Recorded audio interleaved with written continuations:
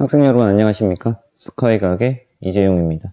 자, 이번 시간에는 실험들을 볼 거예요. 실험들을 볼 건데 중학교 2학년 과정에서 첫 번째 실험인 물의 전기분해 실험을 먼저 볼까 합니다. 자, 순수한 물은 전류가 흐르지 않고요. 아리스토텔레스가 물이 원소라고 얘기를 했는데 라부아제가 물을 분해해버리지. 그래서 물이 원소가 아니다라는 것을 실험을 통해서 알아냅니다.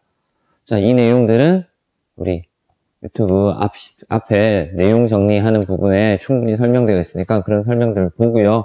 자, 물의 전기분해 실험을 볼 거야. 우리 학교 시험에서는 그냥 단순한 개념을 묻는 문제들도 당연히 나오겠지만 이런 실험을 통해서, 이 실험을 통해서 어떤 내용들을 얼마나 정확하게 알고 있는가라는 문제들이 훨씬 더 중요하게 출제가 됩니다. 그래서 지금부터 업데이트 되는 내용들은 전부 다 실험에 대한 설명들에 대한 것들이 업데이트 될 거예요. 자, 그래서 물의 전기분해 보도록 하겠습니다. 물의 전기분해. 자, 일단 이렇게 물을 가득 채웠대. 물을 가득 채웠는데 일단 물부터 알아야 돼. 물은, 순수한 물은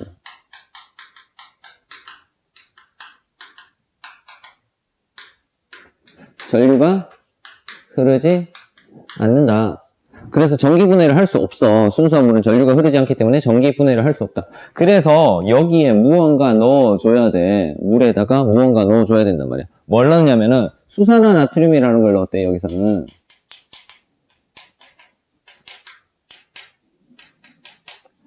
수산화나트륨이 물에 녹으면 수산화나트륨 수용액 형태로 될 겁니다. 자, 그러면 이 수산화나트륨이 뭘 하는 역할을 하냐면 물에 녹아서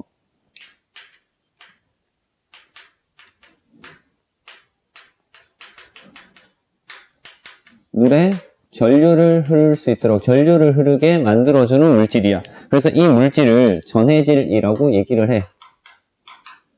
물에 녹아서 전류를 흐르게 만들어주는 물질 전해질이라고 하는데 수산화나트륨뿐만이 아니라 다른 것들도 있어.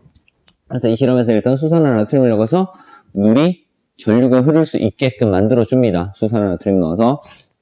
자, 그리고 전원장치에 한쪽에 마이너스, 여기에 마이너스 극을 걸어준 거지. 여기에 마이너스 극을 걸어준 거고요. 여기에 플러스 극을 걸어줘서 이제 전류를 흐르게끔 해준대. 그랬더니 어떻게 되냐면은 여기가 물이었는데 여기는 마이너스 극 이렇게 막아놓을까? 이렇게 막을게요. 일단 전류가 통할 수 있게끔만 만들어준 거고요. 이렇게 살짝 막아놓을게요. 자, 마이너스 극에서는 어떤 기체가 발생을 하냐면은 어떤 기체가 발생을 할 거야. 기체가 발생을 해서 이 부분에 기체가 발생을 해서 이 부분이 이만큼 내려왔어요. 이만큼 내려서 여기에 어떤 기체가 발생을 했을 거고요. 자, 플러스 극에도 마찬가지로 이 부분에 기체가 발생해서 이만큼 내려와. 이만큼 내려와서 어떤 기체가 발생을 했을 거다라는 거야. 그래서 물의 원소라고 한다면은 전기 분해를 했을 때 그대로 있어야 되지. 더 이상 분해가 안 돼야 되는데 물에다가 전기를 가해줬더니 전류를 흐르게 했더니 어떤 기체가 발생을 했대. 그럼 일단은 물은 원소가 아니라는 게 밝혀진 거야. 그래서 이런 기체가 발생을 했어. 그래서 마이너스 극에서 발생한 기체, 마이너스 극에서 발생한 기체랑 플러스 극에서 발생한 기체를 볼 거예요. 자, 마이너스 극에서 발생한 기체에 어떤 실험을 했냐면은 둘 다 똑같은 실험을 해. 둘 다 하지만 반응을 한 실험만 얘기를 할 거야. 뭘 했냐면은 여기는 성냥불을 갖다 댔대.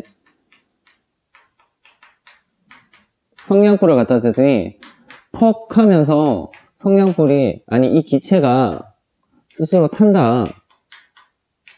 퍽 하면서 타더라 라는 거야. 플러스 극에서 발생한 기체 갖다 댔더니 향불을 갖다 댔대. 향불, 불씨만 남아있는 향불을 갖다 댔더니 이 향불이 불씨만 남아있었는데 잘 타더라 라는 거지.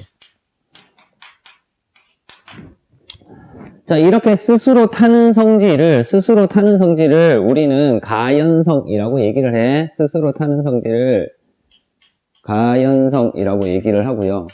참고로 알아두면 돼. 그리고 다른 물질이 잘 타게 도와주는 물질이지, 불씨가 탄 향불이 잘 타는 거지 기체가 타는 게 아니라 기체는 향불이 잘 타게끔 도와주는 거야. 도와주는 것을 조연성이라고 얘기를 해. 연소를 도와주는 성질이 있다고 해서 조연성이라고 합니다. 자, 가연성 기체 뭐다? 얘는 수소 기체야.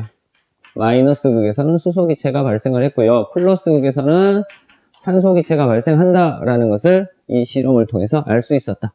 자, 근데 누가 더 많이 발생했어? 마이너스 극에서는 수소 기체가 발생을 했고요. 플러스 극에서는 산소 기체가 발생을 했는데 수소 기체는 이만큼, 산소 기체는 요만큼 발생을 했지. 얘네들 자, 마이너스 극과 플러스 극에서는 수소 기체와 산소 기체가 발생을 했대. 얘네들이 발생한 부피비를 봤더니 수소가 2부피, 산소가 1부피 나오더라 라는 것까지 알면 돼요. 됐죠?